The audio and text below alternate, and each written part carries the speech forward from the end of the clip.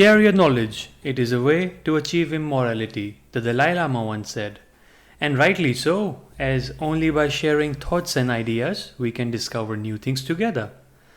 Hi there, we are Amit and Daniëlle, founders of heygroentje.nl. Through heygroentje, our mission is to introduce people to the amazing vegan Indian cuisine and to discuss topics we find interesting with a wider audience. Today in this episode, we are going to do a little bit of catching up about the last month or so, as we couldn't finish the season almost a month back. And with that, I'll like to invite my wife Daniëlle on this episode. Welcome. Thank you. I'm happy to be back again. I wanted to say I miss our talks, but we talked in we talk private every so day. much. So I miss sharing our thoughts with our listeners, and I know there are quite a few listeners who listen to us regularly. We already have around 10 episodes, and we got some nice response back on that, on the topics that we discovered, ranging from sustainability to veganism. We talked about all kinds of things, and it's nice to be back again to share our personal ideas and stories with our listeners. In this episode, there is not a particular topic we are going to talk about, but we are going to talk about what changed in our lives in the last month or so. And that's quite something. Before we go ahead, there are a few still to have some structure in our talk. The main topics that we are going to talk about is why we had this break, and why we settled down now, because we'll come to that, that we have our own place, we have our own house at this moment, which we didn't have around couple of months back. And in total, for a year, we talk about sustainable living, how we learned from the past and how we practice it in our day-to-day life as of now. So I would like to just start with the beginning. With the beginning. Maybe you want to summarize for our listeners, why the break, what happened in our lives in the last couple of months. Because the last thing people know, I think, was that we were on our interrail trip, and that we planned for a couple of months around Europe. We went last year as well for a couple of months, and this year we were lucky with the train discount. Yeah, we had a really good discount. Yeah. And because of that, we decided, okay, let's go on a Europe trip again.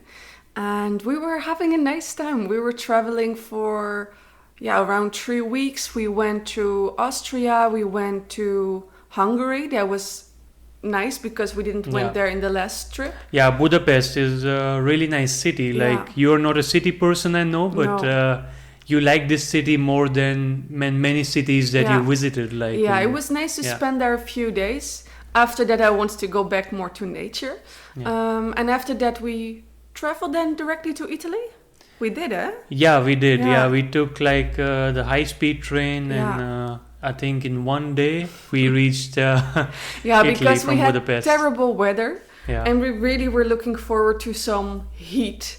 So we decided to go to the south of Italy, and we stayed there for maybe 1 week in total. Yeah, I think for sure. In that week, we really had time to relax. We stayed on a camping. And we had a beautiful view, and there was a swimming pool, and we had really time to relax. And because we had the time to relax, we really started thinking about what do we want later, what do we want in the future, what do we want right now. And we came to the conclusion that we were looking forward to stay at one place. Yeah, that's right. And in Netherlands, to be specific. Yeah. Also, because of our business, heygroentje, we wrote recently a book. Our book is out, and that was also one of the reasons that we wanted to stay in Netherlands for some time to promote our book, to to just reach more people with it. Like, Yeah. and it's the first vegan Indian cookbook in the Dutch language. Yeah. Yeah. So that was a big reason. Uh, yeah, I think overall we discussed like why we decided to settle down as of now. Yeah. And it Uh, was quite a difficult decision also for us because exactly 1 year before we decided to sell our house, to start traveling. yeah, But yeah, in that 1 year, a lot of things happened. We went to India, we traveled through Europe, and we came kind of to the realization that it is not that we didn't want to have a house, yeah, we wanted to have more freedom. And yeah. now we still have that, we realize. Yeah, that's true. Like I remember from our discussions, like in the past year, and they got even more intense during our travel, like Yeah. our interrail. That we didn't want a life where we work in jobs that we don't like in order to keep paying the bills and keep surviving. And Yeah. that was what we had when we were living in Rotterdam and Dordrecht when we had our own house. And we were quite unhappy in our jobs. At that point, we didn't know how to monetize what we do and how to make a living by doing something that you really stand for and that you really like doing. Because if you do that, then you don't have to have the 9 to 5 mentality, and you are looking forward to each day instead of just the weekends. And Yeah. in our previous jobs, it was more about looking forward to the weekends, looking forward to the holidays, because we were not liking like what we were doing. So it was a nice change. And now looking back, like we were, like our worries are justified. Like, yeah, I know, like that in that time we were worried about how we are going to pay our bills, but we are managing. Like we did some cost cutting, because of sustainability and because of money as well. Yeah. Because we figured out the less money that you spend on stuff and just your daily life, the less you have to worry about like having a good job, having a good pay, and you can come by easily. Like in the Netherlands, it's quite difficult. Like nowadays, with the inflation all around the world, it's quite difficult. But we still manage it because we do things differently than the norm. Yeah. And that also we want to discuss like further, like in this episode. You But have to say something. Yeah, let's first go a little bit back. Yeah. Because we were still in Italy. Yeah. I think this podcast is going everywhere. Yeah, it doesn't matter. Like we have so that's how much it is. to discuss and so many things happen. Yeah. But to give you an idea, so we were in Italy and we started to think about let's settle down again. And there is a website in the Netherlands where I look for houses. And we looked and there was one specific house that got our attention. Yeah. And it was like a small house, because when we talked about let's go live in somewhere again, we said to each other, we want to live not too big. And before we had a house, it was like 75 meters square. Yeah, right. It's not even that big. Yeah, it was an apartment Yeah. On the 3rd floor, and there was no lift.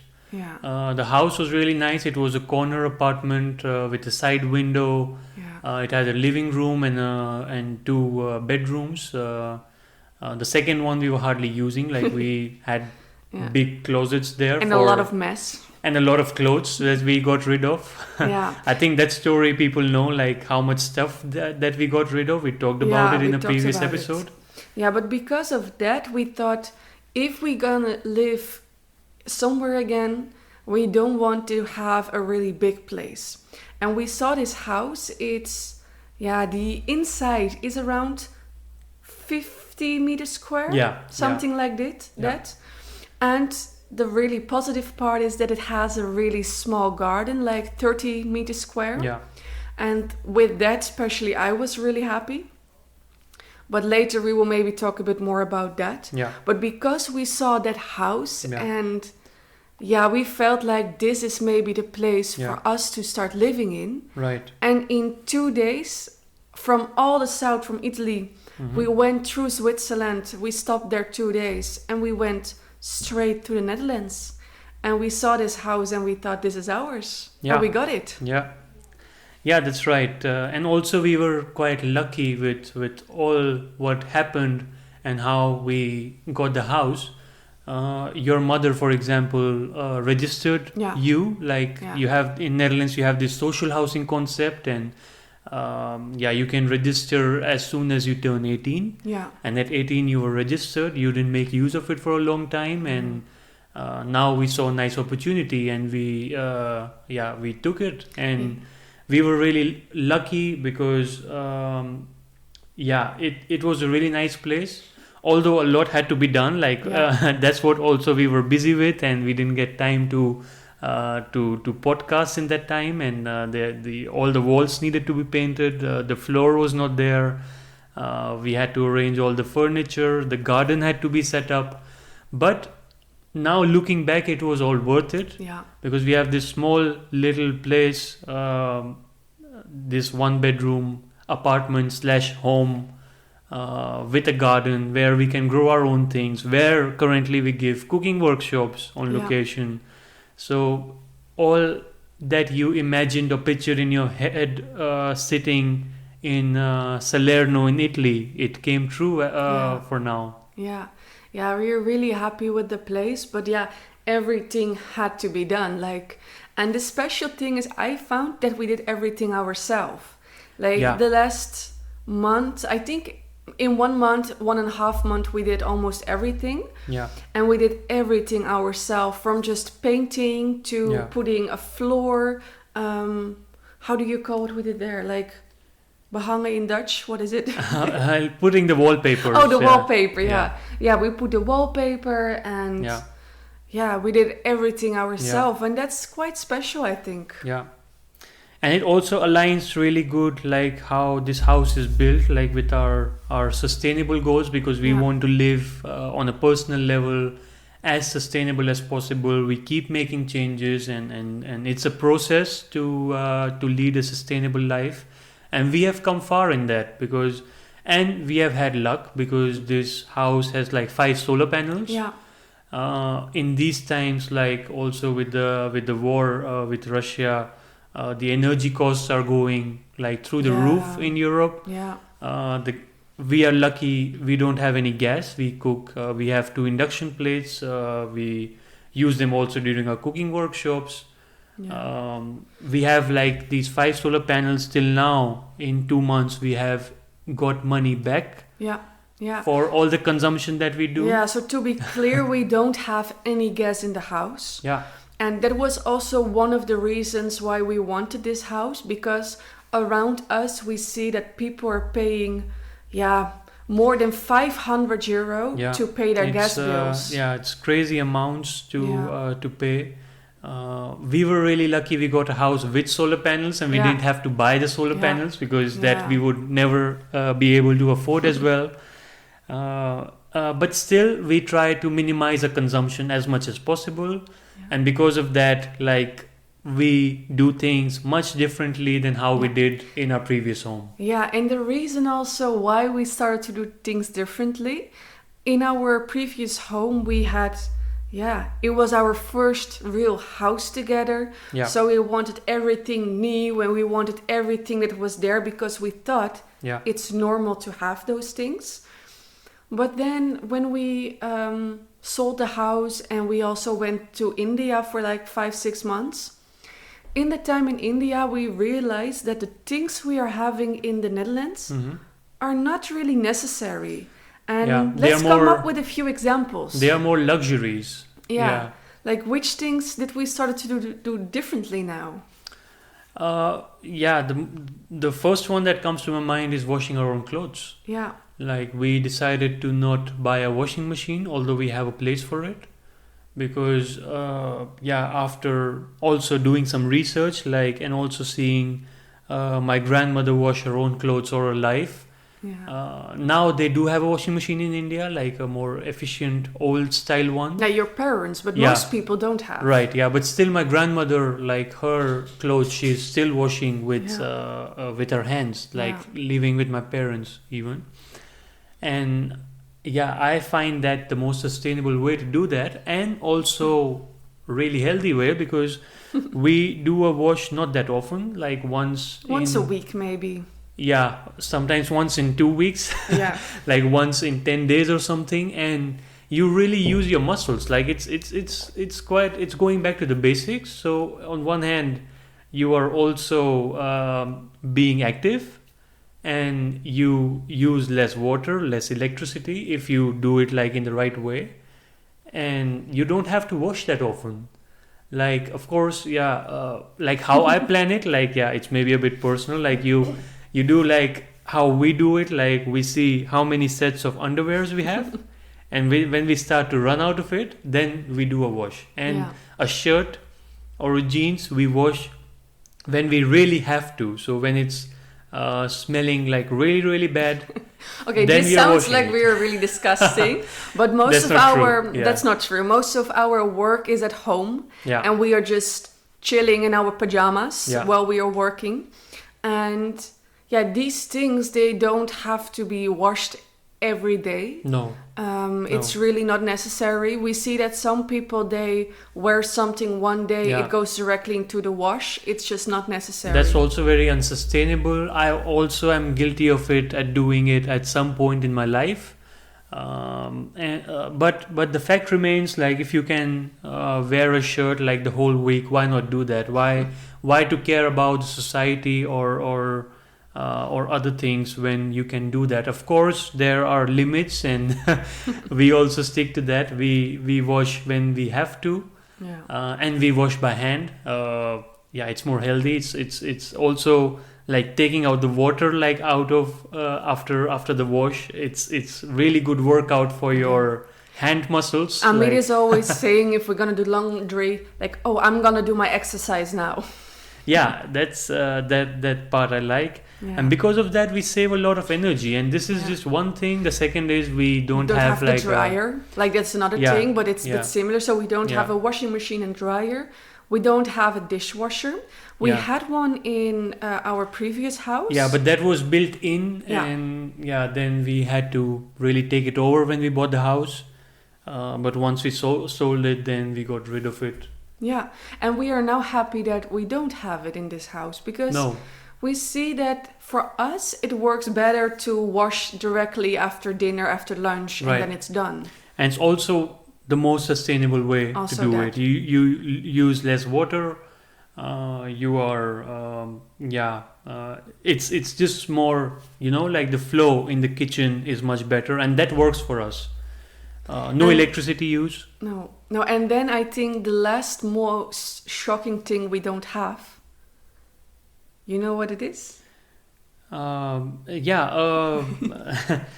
It's a vacuum cleaner. Yeah, we don't have it, but it's shocking for people in Europe, I can imagine, but for me it's very normal, because my parents don't have it in India, and I never thought about these things, because when I came to the Netherlands, like, I was using a vacuum cleaner, but it was a common one for all students, and everyone could just use it in their room, and I was using it. But then I found it normal, like when we moved into our new place, we got one gifted through your grandmother, and we started using it, and I was not really busy with calculating the amount of energy it's using, the impact that it's having.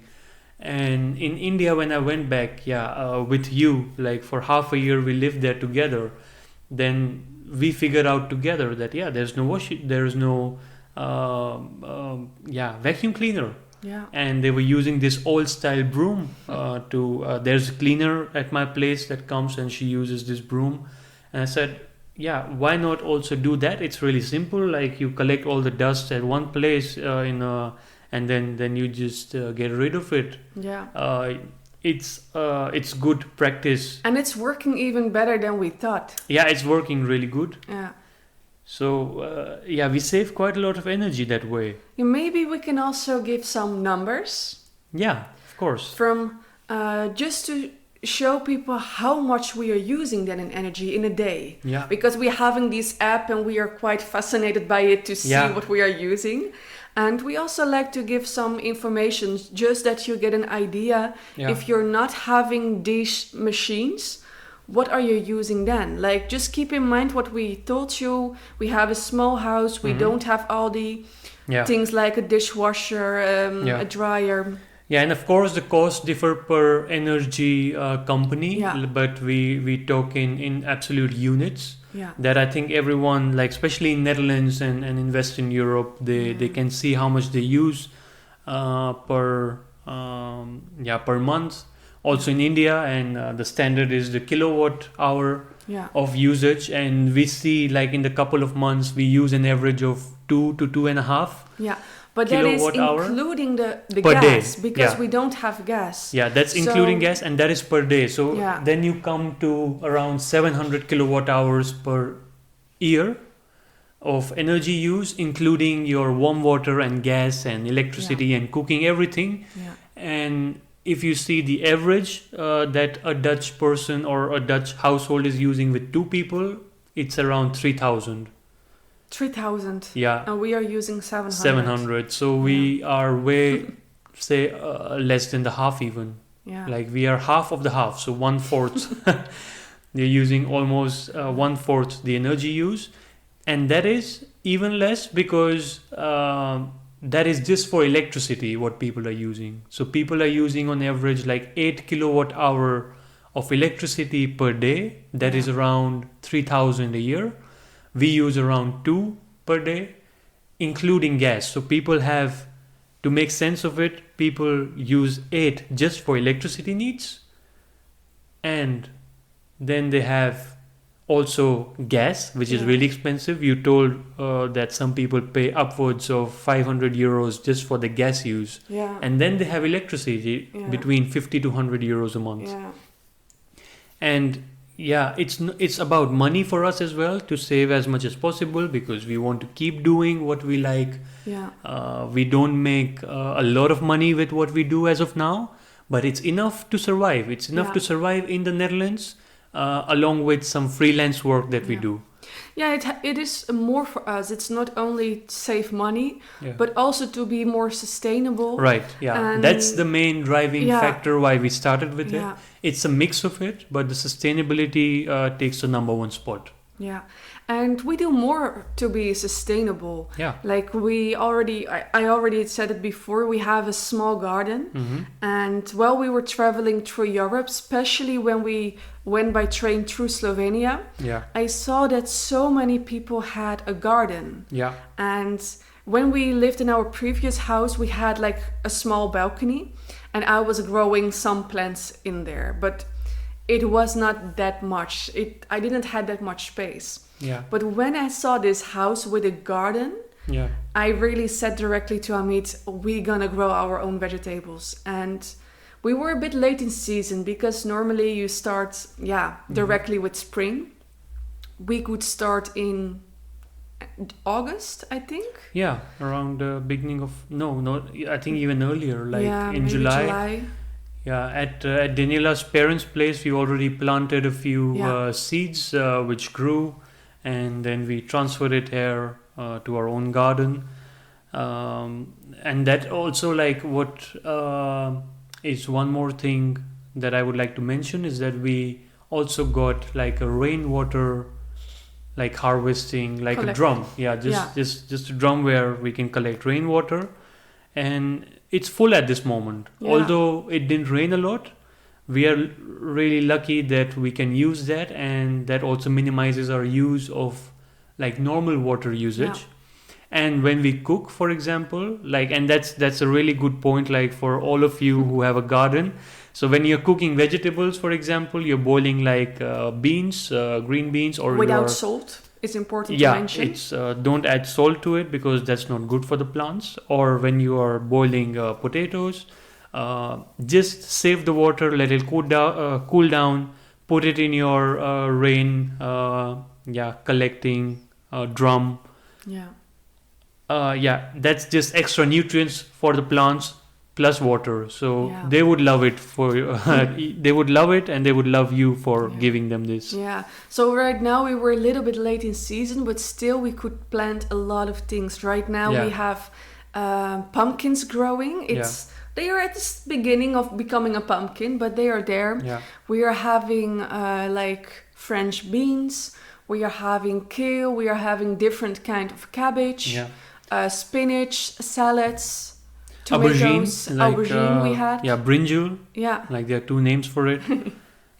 We had cucumbers that we were eating quite a lot in summer. Unfortunately, they couldn't survive the heat. But next year we'll plant more. Yeah. And it's really nice, like especially in summer, to have cucumbers. It really cools you down, and it's hydrates you again. And we have peppers, and you have a whole section for it's not complete yet, for like mint and coriander and herbs. That's also nice to have. Like I'm already looking forward to next season because next year I can even do more than this year. Yeah. But it's really nice to I can grow quite some things, and it's nice because everything is really fresh, biological. How do you say it? We are not using any kind of pesticides or any additions. As I mentioned, we give like the water that is left after cooking vegetables that has a lot of nutrients for the plants. It works good. But for those of you who think it's nice for you that you have a garden and you can grow all this, remember that you can also start small, because we started in an apartment, and there also we did quite a few things. Like we had some carrots and beetroots, like in a small portions. On the third floor, like a really small balcony, we could also grow things. Yeah, and even if you don't want to grow those things, you can still have some salad and some herbs. They are always easy to do. Yeah. And so this is also way how we save on cost, because if we grow our own fruits and vegetables, any amount that we do, that means we have to spend that much less money in the supermarket. Plus we know where our food is coming from, and it's 100% biological. And it's in the end more sustainable, and it's fun to do. So it's nice. And you mentioned one more thing like that I would like to come back to before, is that in our previous home we bought everything new. Yeah. But now all our furniture is coming from people who used it, or from a second-hand shop. Yeah. So you want to mention like which things we bought secondhand? Because all the bigger things you see in our house, like the couch, the chairs we are sitting on right now, the desk that we are using, our bookshelf. We have a picnic table in the garden for people who follow workshops. After that, they can sit there, especially when there's nice weather, and then they can enjoy their meal there. Yeah, even the thing we talked about, the thing to collect water in. Yeah, it's all secondhand. Our fridge is secondhand. Yeah, and the products are still so good. Yeah, that we really think why last time did we bought everything new? Right, and it's quite. It was pretty easy for us to arrange in the end, but it can be quite a hassle, because when you move to a new place, like not everything is available at the same moment. We had some luck, and on a Sunday we hired some good planning from my side. Daniëlle did some really nice planning, and on the weekend we hired like a bus and like a small bus where we drove around Netherlands. I drove around 500 kilometers around different cities, and we picked things up and we brought them back here. And we saved a lot of money, plus we gave a second life to to the old stuff that people wanted to get rid of. We still bought new things, because some things we needed or wanted were not available online, or we don't have a car. And because of that, we could just rent the van one time and get everything that day. Yeah. And things we couldn't get that day, we still had to buy. but those things are not that much. Most things are for the kitchen because we cook a lot and we also giving cooking workshops here now. Yeah. But to give one more example is we live quite minimalistic, and you can see that, for example, in the use of towels. We try to. So we try to. It's also a process. Everyone is at their own level in that, and we are just busy with it. And every day we figure out things that we can minimize on. Yeah, and one of those things what I want to mention is our use of towels. Right. Like some people have so many towels in the closet, and how many do you really use? Yeah, one or maybe two, because if one is in the wash, then you use another one. We have 4 of them. Yeah, and that's it. And that's okay for all our needs. And the same with the clothes. Like when I think we talked about this. It's also kind of a recap of a previous episode. When we moved, we sold a lot of our clothes on online. We brought it to secondhand shops, and then we thought of not on buying like new clothes again. And if we need new clothes, like it really has to be a valid reason to buy a piece. And for me, it has been a really long time back that I bought a new piece of cloth. I always, when I need something, go to the secondhand shop. And I'm lucky to find something there. For Daniëlle, it's a bit more difficult at this moment, but still we are lucky that we don't shop a lot. Like we don't buy new things all the time. We don't order things online. And it's working quite good. Like it gives a lot of free space in your brain when you're not busy with stuff, and it's a really nice way of living, and we really enjoy that. So we would suggest you to maybe try it. And with this podcast, we don't want to force you into doing everything that we do, because we know. Maybe what we are doing here is quite extreme for some people, not having all those things. But you can make some small changes, because a lot of times we hear people complaining about the high costs, and that people are giving each other tips like how to cut down on for the environment, but also for the wallet. And we see, we read the tips like, oh, shower like 2 minutes less, or just those really small things. And there could be like more done. And I think the biggest start is how it started for us, is to recognize that the things that you see as necessities, are they really necessary? Or are they just luxuries that you got used to? So when you realize that, one by one, you can cut down on your energy use, on your consumption, impact on the planet. For every small electronic item that you don't need and that you can get rid of, sell it secondhand or not use it anymore, you are using less energy. You are making sure that there is one less piece being produced, so less energy use when it's produced and while using it, like during its life cycle. So that way you can make quite a lot of changes, and everyone is on their own journey, so you have to figure it out for yourself what works for you. And as a collective, like as a society, if we do it more and more, and if there's more awareness, there will be less dependence on fossil fuels, less dependence there would be less consumption in general, which is the best that you can do for yourself, for the planet, and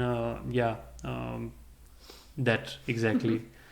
So I think it was a lot of information also today. And we would like to also hear from you guys, like what things you are busy with, like in your life currently, like to make it more sustainable. And you can always write to us at heygroentje@gmail.com. You can visit our website heygroentje.nl. There you can fill the contact form, or just send us a message if you follow us on social media. Because maybe even we can still do more. Like we do a lot, but there is always more to learn. And we would really like to get in contact with you if you have some nice tips or feedback. Feedback. Just let us know.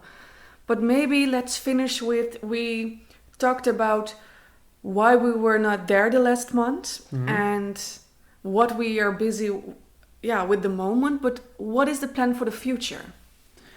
Yeah, our plan for the future is to promote our book, the plant-based Indian kitchen. It's in Dutch, de plantaardige Indiase keuken.